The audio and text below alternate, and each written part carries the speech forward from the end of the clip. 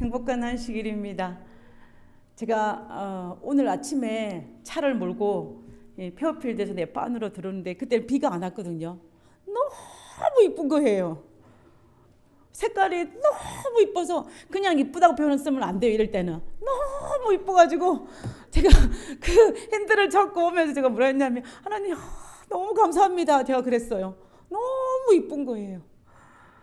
근데 제가 이렇게 비가 오고 난 다음에 이 정말로 반짝반짝거리는 게 너무 이쁜 거예요. 그러면 또 제 마음속에 또 조금 지나면 비가 올 텐데, 제가 일기예보를 봤잖아요. 그럼 교우님들이 멀리서 오시는 분 좀 힘들 텐데 라는 생각이 드는 거예요. 그런 생각이 들면서도 너무 이뻐가지고 제가 정말 그 오는 내내 나도 모르게 하나님께 감사하다는 소리가 절로 나오는 그런 경험을 했습니다. 아마 여러분도 똑같이 이 세상에 돋는 이 아름다움의 이 계절에, 또 비가 오고 난 다음에 이 아름다움을 여러분들이 충분히 느낄 수 있을 것이라고 생각합니다. 아마 이 지금 비가 또 오고 있잖아요, 그죠? 이 비가 그치고 나면 더 아름다울 거예요. 여러분, 하나님께서 만드신 이 위대한 찬양을, 천년계를 바라보시고 또 기뻐하고 즐거워할 수 있는 우리 모두가 되었으면 좋겠습니다. 제가 오늘은 제목을 도피성 아내, 여기가 핵심 단어가 안입니다. 안. 이 안이라는 제목을 가지고 여러분이 나누기로 하는데요.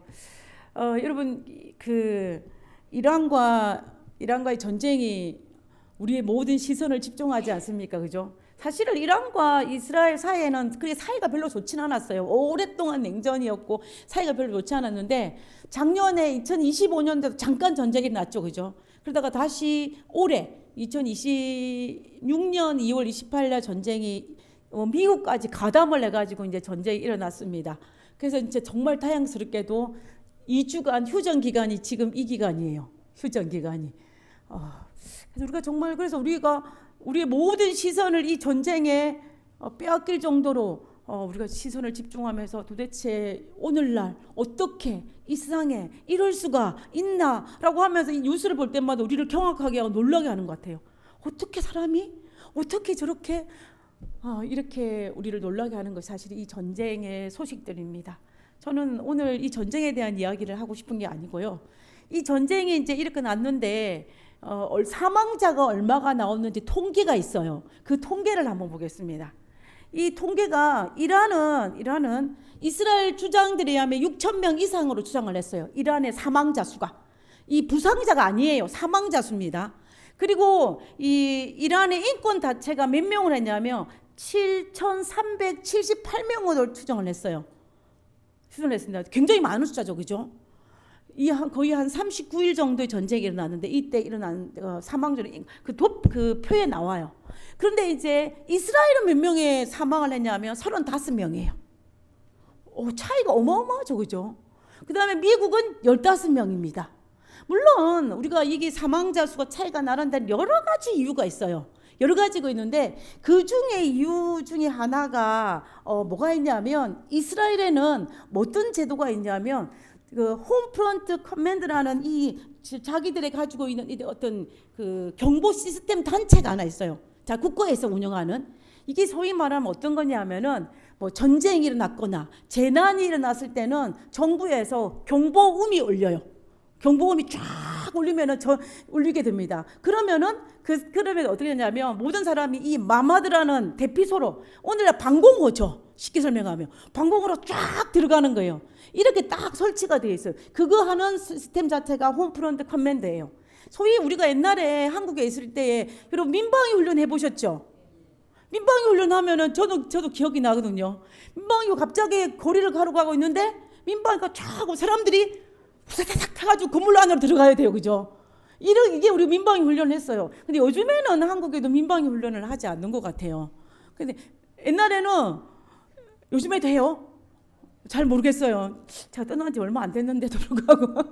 근데 제가 어릴 때 이 한국에서 민방위는 기억이 나는데, 이런 시스템 자체인 거예요. 한마디로 말하면. 그래가지고 아주 급속도로 이 하는 것이 바로 이것입니다. 그런데 이 이스라엘은 이 제도가 얼마나 발달이 잘 됐냐면은, 보면은 1951년 옛날이죠. 아주 옛날이에요. 1951년에 모든 주거나 공장이나 건물은 이 방공호, 한마디로 하면 이 마마드라는 이곳을 접근 가능하게 곳에서 건물을 짓도록 의무화시켰어요. 그러니까 내가 만약에 이 방공호랑 마마드가 너무 멀리 떨어져 있으면 어떻게 해요? 일단은 짓고 난 다음에 건물을 지어야 돼요. 이게 법적으로 통과되는 거예요. 무려 1951년에. 그러다가 1992년도에는 또 법이 바뀌었어요. 법이 어떻게 바뀌었냐면 신축 건물을 새로 지을 때는 이 마마드를, 이 방공호를 필수적으로 설치를 해야만이 된다는 법적 의무가 된 거예요. 한마디로 하면 이 건물을 지으려면 뭐냐, 이 교회 안에 방공호, 마마드를 지어야만 되는 거예요. 이게 이제 법적으로 된 거예요. 1991년도 옛날이에요. 30년 넘었죠. 그러니까는 한마디로 말하면 이 이스라엘은 워낙 전쟁을 많이 해서 그런지 모르겠지만은 이런 시스템 자체가 너무 잘 되어 있는 거예요. 한마디로 말하면. 근데 이것이 얼마나 이 방공호가 파워풀하냐면은 이 방공호 안에 딱 들어가면 밖에서 폭파가 가든 지진이나 상관없이 그 많은 충격으로부터 보호를 받을 수가 있어요. 이 건물 안에만 들어가면. 여러분, 폭탄이 터지면은 파편도 튀지만은 여러분 폭탄 탁 터지면 어때요? 사람이 불쩍 뛰어서 저울이 날아가잖아요. 이 압력 차이가 나기 때문이요. 그런 모든 것들을 다 보호를 해줄 수 있는 것이 이 마마드예요. 이 마마드라는 것입니다. 그런데 이렇게 이스라엘은 이런 것 시스템 자체가 너무 잘 되어 있는 거예요. 그런데 그와 반면에 이란은 어떻게 되느냐? 이란은 지금까지 아무런 준비를 하고 있지 않다가 작년에 2025년도에 이러면 안 되겠다. 우리도 뭔가를 해야 되겠다라고 생각을 하면서 25년에 이 정부가 나서가지고 이 경보 시스템하고 이 마마드라는 이런 것들에 대해서 어떤 새로운 지침을 발표를 했어요. 그렇지만 발표한다고 바로 되나요? 잘 안 되잖아요. 그래서 뭐가 제대로 잘 이루어지지 않은 상태였어요. 그러다가 올해 전쟁이 일어난 거예요. 그래서 이제 이란과 미국이 이스라엘과 미국이 폭탄 터뜨리니까는 사람들은 준비도 되어 있지 않고 훈련도 안 되어 있고 이 방공호, 이 마마드가 준비되어 안 된 상태에서 사람들이 우왕좌왕하는 거예요. 어디로 도망가야 될까? 학교를 가야 될까? 이런 피할 수 있는 게 어디예요? 건물이죠. 마마드가 아니에요. 건물이나 지하철이나 이런 거 이제 피하다 보니까는 정말로 많은 숫자가 이렇게 사상자가 발생한 이유가 되었다는 것입니다. 여러 가지 요인들도 있지만 그 중에 한 요인이 이것이 이 요인이라고 사람들은 지적을 하고 있어요. 여러분, 저는 그래서 이 대피소 마마드 정말 파워풀하구나. 우리가 인생을 살아가다가 이런 거 하나 정도 있으면 얼마나 좋을까요? 우리 육신을 보호할 수 있는 이 마마드뿐만 아니라 우리 영적으로나 우리의 심리적으로나 우리의 이런 모든 것들을 다 들어가면 모든 것들의 보호를 받을 수 있는 그곳이 도대체 어디일까? 얼마나 좋겠어요. 그게 있으면, 그죠? 우리가 보통 이제 우리 자녀들이 결혼을 하고 나가면은 딸들은 그 대피소가 어디예요? 친정이에요. 친정입니다. 제가 미국에 결혼을 하자마자 미국으로 날라왔잖아요. 상상을 해보니 갈 데가 없는 거예요. 제가 한국을 날아갈 수도 없고. 그래서 내가 이 머나먼 땅에서 뭐하나라고 제가 옛날에 그 생각을 했던 적이 있어요. 우리는 누구나 다 이런 어떤 안전한 공간을 사모하게 되어 있어요. 누구나 이 편안함을 주는 이 공간을 사모하게 되어 있는 거예요.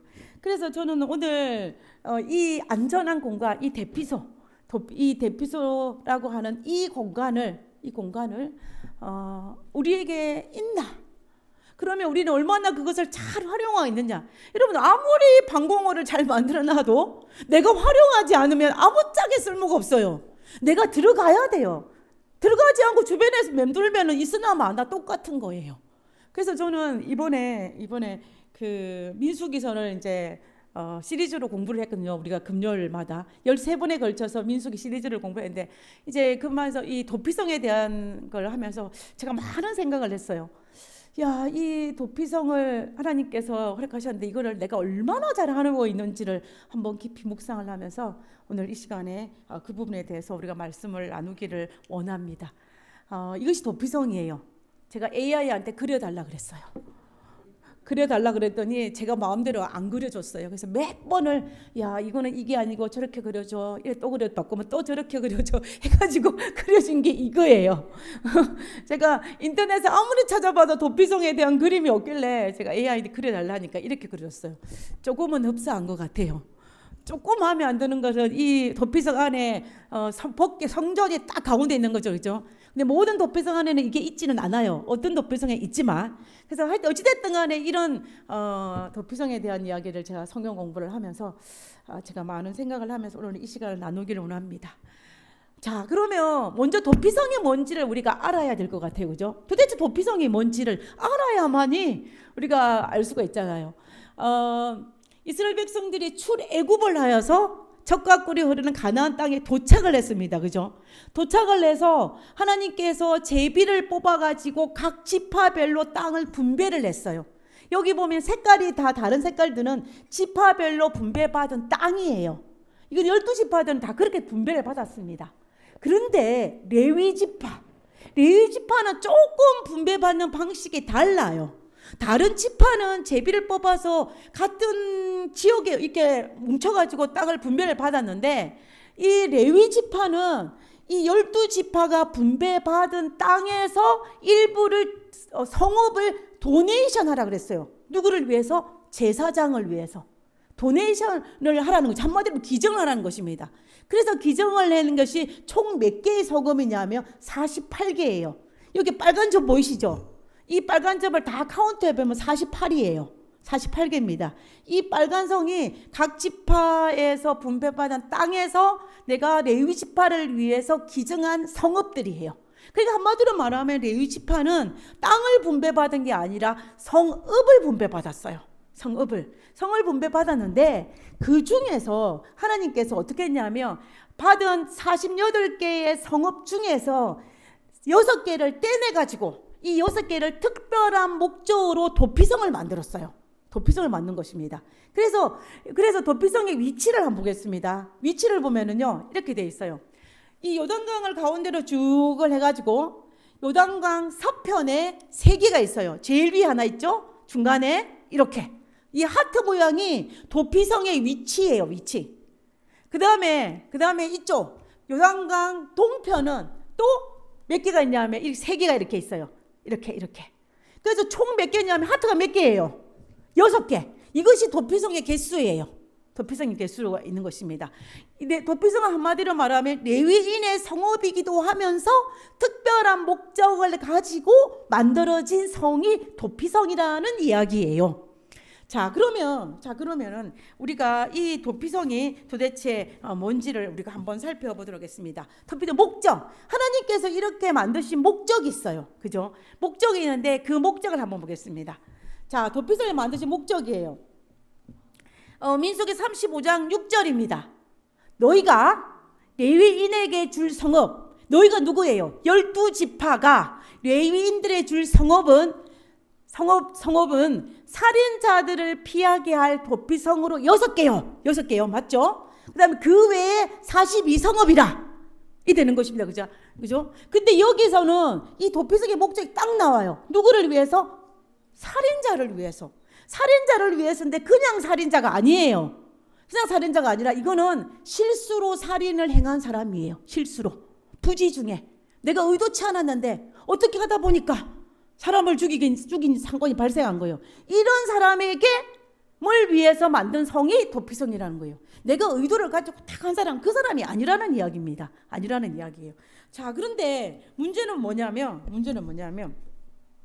아무리 내가 실수로 사람을 죽였다고 해도 할지라도 사람을 죽였으니 이것이 죄일까요? 죄가 아닐까요? 죄죠. 아니 내가 실수로 죽였다고 해서 나는 죄가 아니야.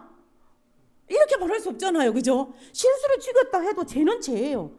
그렇기 때문에 하나님이 이렇게 실수로 사람을 죽인 사람들을 위해서 만든 것이 도피성인데 우리가 이 사람은 이 성읍이 이 실수로 죽인 사람을 위해서 특별하게 만들어진 성읍이라는 것입니다.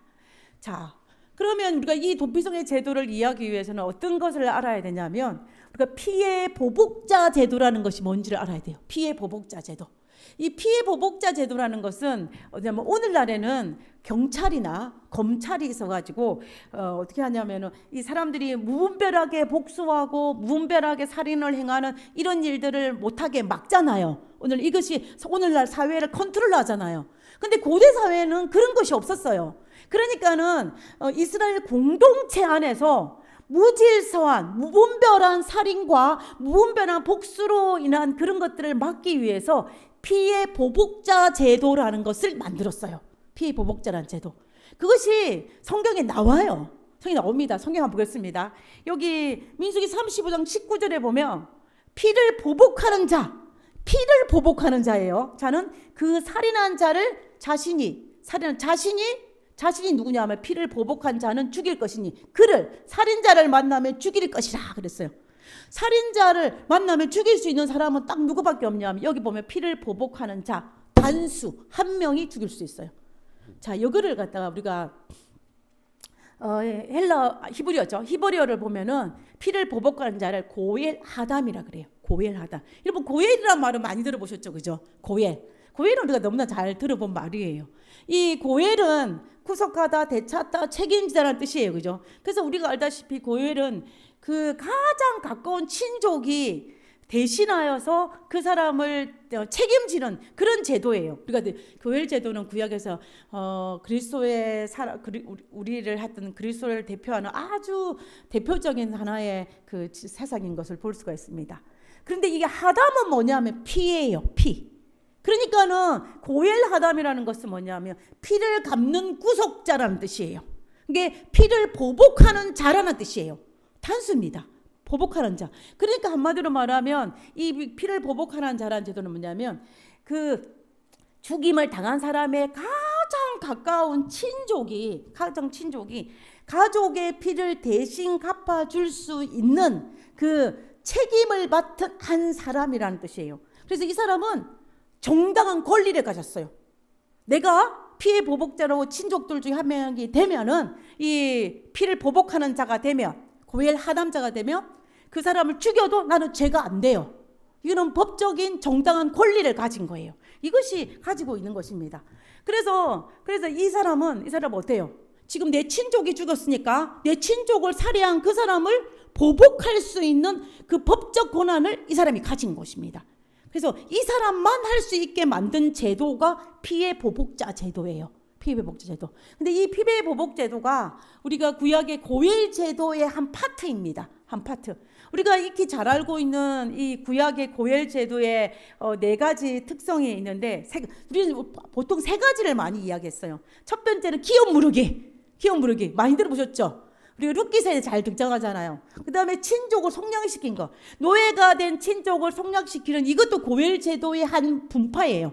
그리고 세 번째는 계대 결혼. 이거 막 이해하잖아요. 자녀가 없이 죽었을 때에 가장 가까운 친족을 결혼해가 아이를 낳으면 그 아이가 죽은 사람의 대보를 이어가게 하는 거. 이것도 룻기서에 나와요. 유다의 아들들에게 나오는 것처럼.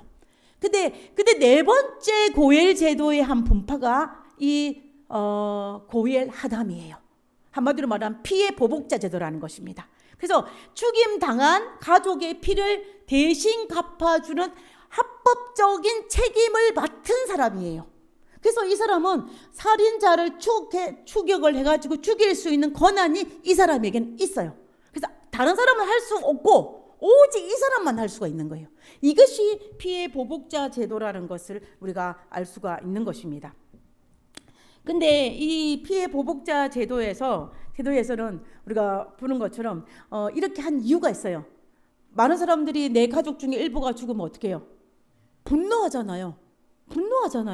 우리의 가족이 아니고 내가 정말 아무것도 알지 못하는 사람이라 할지라도 어떤 사람이 죽임을 당하거나 억울하게 또 아니면 어떤 전쟁을 통해 죽게 하면 우리가 어떻게 해요? 나도 모르게 분노가 일어나잖아요. 분노가 이렇게 일어나거든요. 그런데 내 가족 중에 일어나는 사람이면은 사람들이 막 분노가 일어날 수밖에 없어요. 그러니까 무분별한 살인으로 이어질 수밖에 없는데 그것을 막기 위한 것이 피해 보복자 제도인데, 자, 그러면은 이 피해 보복자 제도도 그냥 마음대로 내 친족을 죽인 사람을 살인하게 하는 것이 아니에요. 조건이 몇 가지가 있어요. 그걸 한번 보겠습니다. 첫 번째는 뭐냐면 고의적인 살인일 경우, 이거는 뭐냐면 의도를 가지고, 한마디로 말하면 내가 계획하에, 우발적이 아니에요. 내가 계획을 가지고 아주 조직적으로 살인한 경우입니다. 그래서 만일 철 연장으로 사람을 쳐 죽이는 거예요. 그러면 그런 살인자니 그 살인자는 반드시 어떻게 할 것이라? 죽일 것이요. 죽여야 되는 거예요. 그리고 만일 사람들을 죽일 만한 돌을 손에 들고 사람을 쳐 죽이며, 돌을 들고 사람을 때렸으니까 쳐 죽이면 이는 살인한 자니 그 살인자는 반드시 죽일 것이라고 그랬어요. 그렇습니다. 그래서 물론 이것도 사실은 재판을 통하여서 이것이 드러나면 그렇게 되게 돼 있어요. 그러나 어찌됐든 간에 이 고의적인 살인에는 죽이는 것이 맞는 것입니다. 자, 근데 또 다른 경우 하나 있어요. 다른 경우는 뭐냐면 우발적인 살인입니다. 앞에 살펴본 것처럼 우발적인 살인 경우는 악의가 없어야 돼요. 우연히 사람을 밀쳤는데 그 사람이 죽었어요. 기회를 엿보고 죽이려고 한 것도 아닌데 어떻게 하다 보다 돌을 던졌는데 그 돌에 맞아서 죽었어요. 이런 경우에는 어떻게 하냐면은 24절에 보면 회중이 여기 회중이 나옵니다. 회중이 친자는 누구예요? 우발적으로 살인을 행한 사람이죠. 그 자와 피를 보복하는 자 간의 이 규례대로 판결을 하여서 피를 보복하는 자의 손에서 그 우발적인 살인을 한 자를 건져내어서 그를 피하였던 도피성으로 돌로 보낼 것이다 라고 되어 있는 거예요. 그러니까 한마디로 말하면 피보복자도 우발적인 살인의 경우에는 어떻게 할 수가 없는 거예요. 회중이 그를 도와가지고 도피성으로 도피를 시키는 것입니다. 도피를 시키는 거예요. 그래서 이 재판을 통하여서 이 모든 것이 진행되어지는 것을 우리가 볼 수가 있다는 것입니다. 그래서 이 동기가 굉장히 중요하죠. 동기가 중요합니다. 그래서 이것이 계획된 살인인지 아니면 우발적인 살인인지를 보고 이것을 피해 보복자가 죽일 것인지 말 것인지가 결정난다라고 볼 수가 있는 거예요. 자, 그런데 문제가 있어요. 문제가 있습니다. 무슨 문제냐면은 문제가 있는 게 뭐냐면 만약 부지 중에 내가 우발적으로 사람을 죽였다고 세요. 죽였는데 이 사람이 빨리 도피성으로 가지 않고 뭐 집 주변을 이렇게 맴돌거나 우왕좌왕하거나 뭔가 뭐 집에 가가지고 어떤 물건을 가져온다거나 또 내 가족들에게 무슨 당부를 한다거나 이렇게 시간을 허비하다가 피해 보복자를 길에서 딱 만났다면 어떻게 될까요? 죽임을 당할 수도 있어요. 그렇죠? 왜냐하면 지금 이 사람은 재판하지 않은 상태잖아요. 지금 내 가족이 죽어서 이 사람이 우발적인지 아니면 의도적인 살인인지 아직 모를 일이에요. 판단이 안 섰고 특별히 제일 중요한 건 피해 보복자가 지금 흥분 상태예요. 흥분 상태이지 않겠습니까? 그러니까 자칫 잘못하다가는 이 사람이 우발적인 살인임에도 불구하고 의도적인 살인이라고 오해를 받을 수가 충분히 있는 거예요. 그렇지 않겠습니까? 그러니까는 이 사람은 내가 아무리 우발적으로 살인했다 할지라도 정말 이 사람은 아주 빠른 속도로 도피성으로 도망을 가야 돼요. 도피성으로 도망을 가야 됩니다. 최대한 빨리 가다가 피해 보복자를 만나면 절대 안 돼요. 도망을 가야 되는 것입니다. 그래서 뭐 주변을 돌아보거나 우왕좌왕 할 시간이 전혀 없어요. 자기가 살인을 의도치 않게 했다 할지라도 빨리 도피성으로 도망을 가야 된다라는 것입니다. 자, 그러면 여기에서 우리가 한번 생각을 한번 해볼 필요가 있는 것 같아요. 그럼 우리의 도피성은 어디일까? 우리가 구약에 있는 모든 것들은 사실은 표상학이고 예표예요. 우리가 구약에 나타난 어떤 사건들이나 이런 것들이 하나님이 그냥 이렇게 던져주신 게 아니라 이것이 모든 것들이 오늘날 우리의 삶에 그대로 적용시킬 수 있게 만들어 놓으셨어요. 하나님의 다 의도가 있어요. 이건 도대체 무엇을 표상하고 있는지를 우리가 이걸 밝히고 묵상하고 우리 삶에 적용시키고 이런 것들이 우리가 오늘날 우리가 해야 할 그리스도인의 몫인 것 같아요. 자, 그러면은 보겠습니다. 우리의 현실이에요. 우리는 도대체 어떤 신분인가? 성경에는 분명히 말했습니다. 죄의 싹은 사망이라 그랬어요. 그죠? 그리고 우리 모든 사람은 다 죄인이에요. 죄인입니다. 나는 좀 괜찮은 사람이야. 아니에요. 착각하면 안 돼요. 나는 괜찮은 사람이 아니라요. 나는 정말로 빨리 도망가야 될 사람이에요. 도망가야 될 사람입니다. 나는 정말로 죄인이에요. 나는 이래봬도 그래도 뭐 괜찮아. 경찰에 걸릴 일도 별로 없어. 기껏해야 뭐 교통 몇 개 어겨가지고 벌금 낸 게 다야. 아니에요. 우리는 정말로 괜찮은 사람이 아니라 어떤 사람은 도망쳐야 될 사람이 우리라는 것입니다. 그런데 누가 우리를 쫓아오냐면은 이 요한계시록에 보면 요한계시록 12장 10절에 9절과 10절에 보면은 용이 어떤 사람 사탄이 어떤 신분이 쫙 말해주고 있어요. 큰 용이 내어 쫓기니 에벤 곧 마귀라도 하고 사탄이라고 하며 온 천하를 깨는 자라. 10절입니다. 우리 형제들을 참소하던 자 그가 누구냐면 사탄이에요. 그가 너 사탄이에요. 사탄은 뭐냐면 우리 형제들 우리들을 참소하는 자예요. 누구에게? 하나님에게. 한마디로 말하면 고발하는 거예요. 고발. 곧 우리 하나님 앞에서 밤낮 참소하던 자. 밤낮 쉬지 않고 우리가 쉬지 않고 말할 때 밤낮이란 말을 쓰잖아요. 이 사탄이 쉬지도 않고 밤낮 하나님 앞에 가지고 우리의 죄를 참소하니 우리 죄가 드러나지 않을 게 어디 있겠어요. 우리는 괜찮은 사람이 아니라 정말 도망가야 될 사람일 수밖에 없는 거예요. 그런 것입니다. 그래서 피를 보복하는 자가 누구냐면은 저는 사탄이라고 생각해요. 사탄이 우리를 죽이기 위해서 우리를 하기 위해서 밤낮 참소하는 거예요. 밤낮 우리가 할 수 있는 모든 걸 다해서 우리의 죄를 찾고 찾아서 하나님 앞에 정죄하려고 하는 것입니다. 그래서 우리는 사탄을 피해서 도망가지 아니하면 우리는 절대로 살 수 없는 거예요. 자, 그러면 우리의 도피성은 어디일까? 저는 성경이 우리에게 말해주고 있어요. 성경에 보면은 로마서에 보면 로마서 8장 1절과 2절을 보면 그러므로 이제 그리스도 안에 있는 자에게는 아닙니다. 아니에요. 안에 있는 자는 결코 정죄함이 없나니 사탄은 지금 정죄하고 있잖아요. 참소한다네요. 참소라는 것은 정죄한다는 소리예요. 이 사람이 이러이러한 죄를 지었습니다 라고 정죄하는 거예요. 그런데 그리스도 안에 있으면은 정죄함이 없어요. 그러니까 도피성이죠. 도피성인 거예요. 이는 그리스도 예수 안에 있는 생명의 성령의 법이 죄와 사망의 법에서 너를 해방하였습니다. 그러니까 하나의 그리스도 안에 있는 자가 우리가 해방을 받을 수밖에 없다는 것입니다. 그러니까 뭐예요?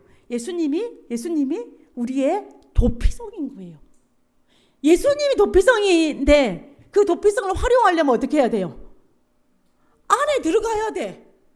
예수님은 태초부터 지금까지 계셨어요. 여러분, 예수님이 안 계시다가 갑자기 땅 하고 등장한 게 아니에요. 예수님은 태초부터 계셨던 분이에요. 그 계신 하나님 안에 들어가는 자가 보호를 받을 수 있어요. 여기 도피성도 바깥에 있으면 안 돼요. 안에 들어가야 돼. 우리도 예수님 안에 들어가야 된다는 것을 여기에서 이야기하고 있는 것입니다. 그래서 내가 죄인이기 때문에 우리는 빠른 속도로 도망을 가야 된다라는 것입니다. 시간을 허비할 타임이 없어요.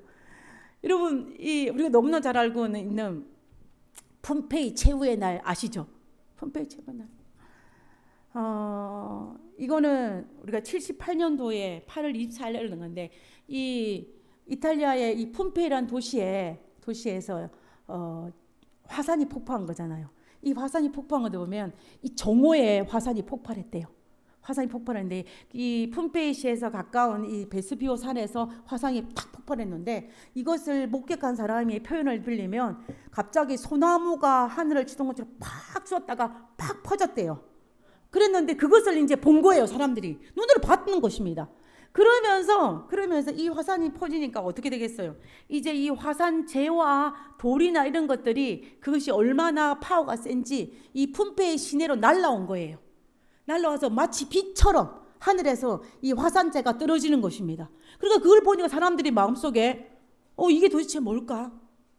뭔지 잘 인식을 못했대요. 그때는. 인식을 못해가지고 도대체 이게 뭐지? 화산이 폭발했네? 이러다가 괜찮아지겠지라고 생각하고 사람들이 어떤 사람들은 집안에 들어가서 이제 피하거나 아니면은 또 어떻게 했냐면은 집안의 재산을 챙기거나 아니면 집안에 뭐 피해 있거나 이렇게 하면 시간을 낭비했어요. 왜냐하면 심각성을 그들은 몰랐기 때문에. 그래서 그렇게 하다 시간이 많이 흘렀어요. 어떤 사람들은 도망을 나왔지만 어떤 사람들, 많은 사람들이 이 품페이 시내에 남아 있었대요. 그러다가 18시간이 지나고 난 다음에야 비로소 어떠냐면은 정말로 고온의 가스랑 용암이랑 재랑 그다음에 뭐 용암 파편들이 합쳐져 있던 이게 뭐냐면 그 용어를 화생유라 그런대요. 화생유.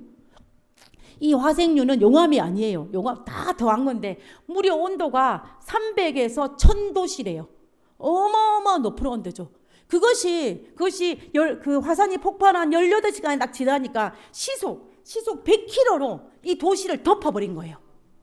그러니까 18시간 안에 이 도시를 빠져나왔으면 살아남았을 텐데 지체하다가 도시를 안 나온 사람들이 한순간에 다 죽은 거예요. 그래서 이 고대학자들이 발굴해 보면 어떻게 해요? 가족들이 끌어안는 모습, 도망가는 모습 그대로 가만 멈춰져 있잖아요. 그런 것처럼 그들에게 정말로 도망칠 수 있는 충분한 시간이 있음에도 불구하고 인식을 못해서 얼마나 취약한지 인식을 못해서 우왕좌왕하다가 이 자기의 생명을 잃었던 일이 이 품페이의 경고입니다.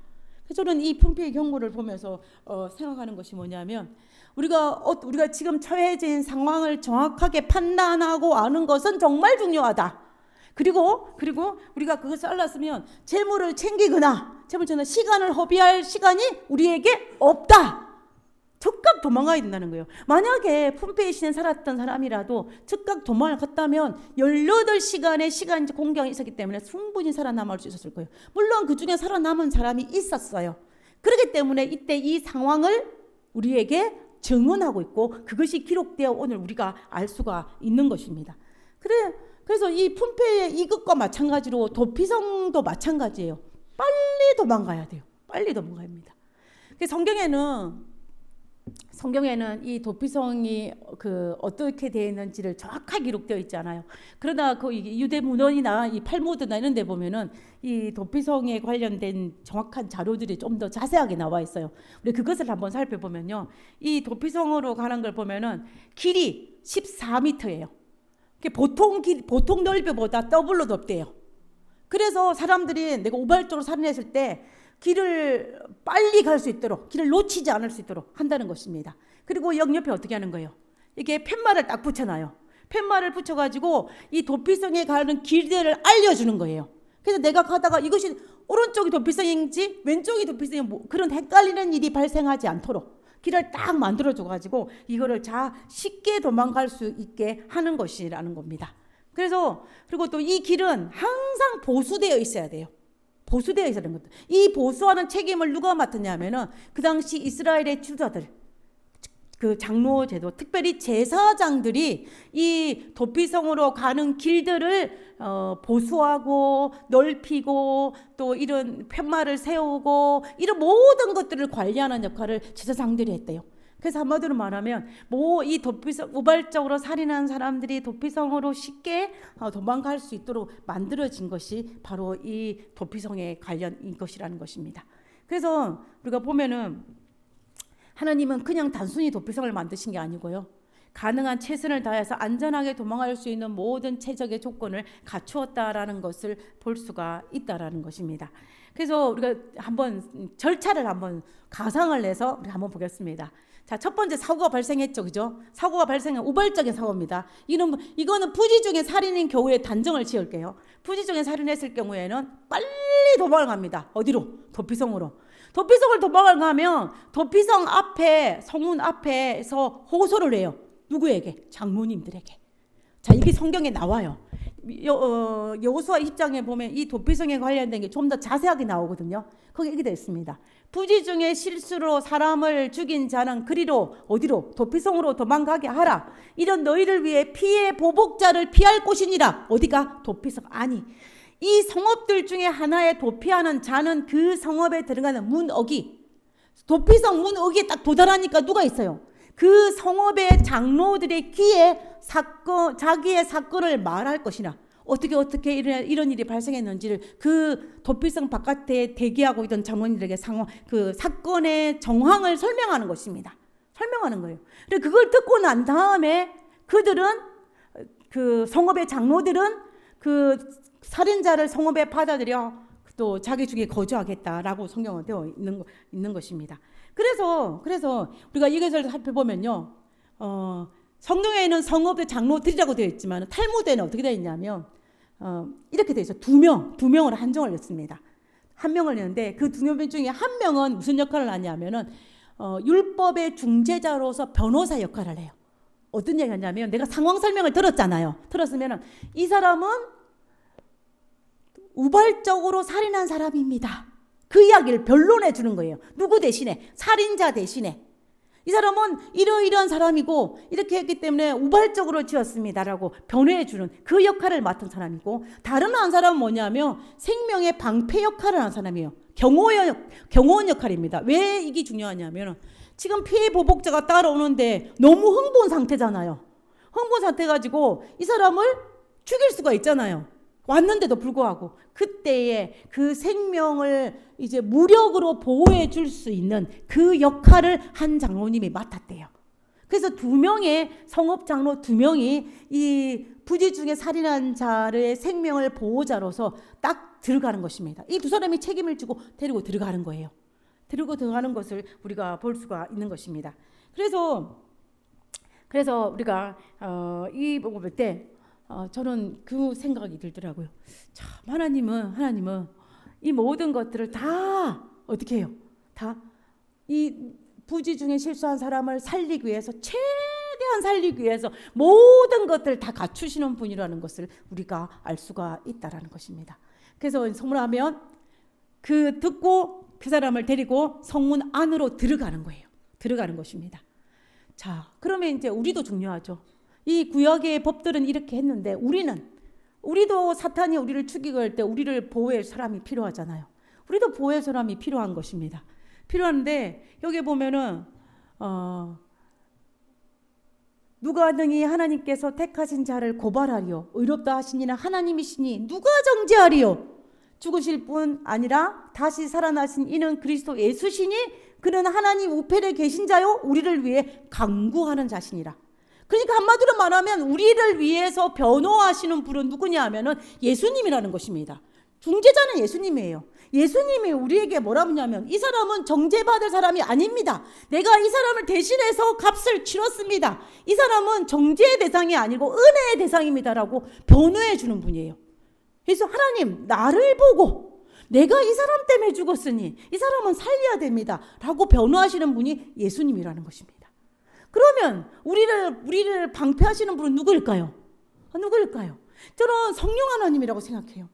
여기 보면은 요한복음 14장 16절에 보면, 내가 아버지께 간구하겠으니 그가 또 다른 보혜사 성령님을 너희에게 주사 영원토록 너희와 함께 있게 하시리라 그랬습니다. 하나님이 우리를 자로나 우로나 치우치지 못하도록 우리를 붙들고 계신다는 거예요. 우리가 죄 가운데 빠지지 않도록 지켜주신다는 것입니다. 성령 하나님의 역할이에요.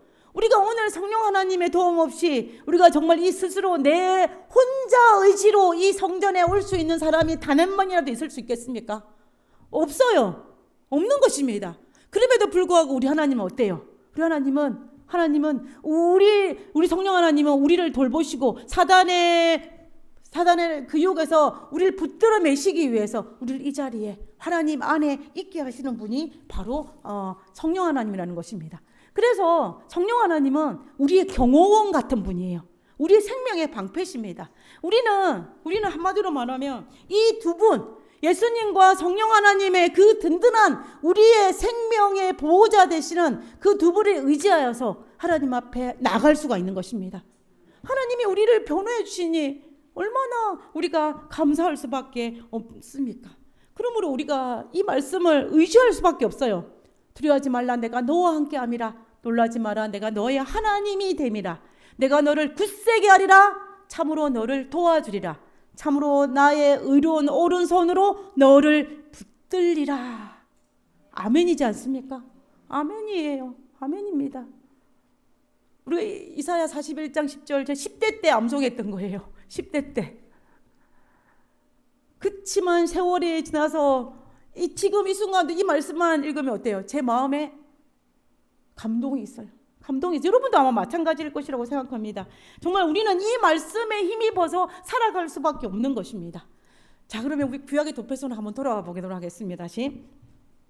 그래서 입성을 했잖아요. 입성을 했으면 이 만약 피해 보복자가 쫓아온다 할지라도 이 성 안에 있으면 어떻게 해요? 안전해요. 완벽한 보호입니다. 완벽한 보호. 완벽한 보호가 되는 것입니다. 그래서 이 성 안에 있으면 참 은혜스러워요. 도피성 딱 안에 있으면 그 어떤 피해 보복자가 와도 죽임을 당하지 않아요. 그 마마드, 그 방공호 안에 있으면 바깥에 폭탄이 터지고 천둥 지진이 나도 안전해요. 그러나 그 밖에 있으면 어떻게 해요? 안 되는 거죠. 도피성도 마찬가지입니다. 안에 있어야 돼요. 우리가 로마서 8장 1 쓰는 것처럼 그 그리스도 예수 안에 있는 자에게는 정죄함이 없다 그랬습니다.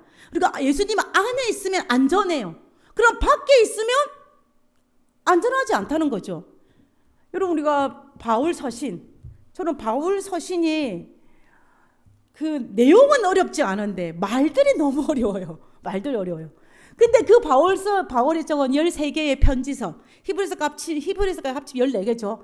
그 히브리서 바울의 그 서신들의 총 하나로 할 수 있는 교리가 뭐냐면 in Christ예요. 그리스도 안입니다. 바울의 핵심적인 교리예요. 이게 그리스도 안에 있으면 문제가 없다는 이야기입니다. 그 사상이 도피성 아니에요. 도피성 아닌 것입니다. 내가 그리스도 안에 있으면 오늘 우리 교과학신발 장로님께서 말씀하신 것처럼 내가 하나님 안에 있으면 그 어떤 것도 나를 결코 끊을 수가 없는 거예요. 끊을 수가 없는 것입니다. 마찬가지예요. 내 그리스도 안에 있으면 그리스도 바깥에 있으면요 끊을 수 있는 게 너무 많아.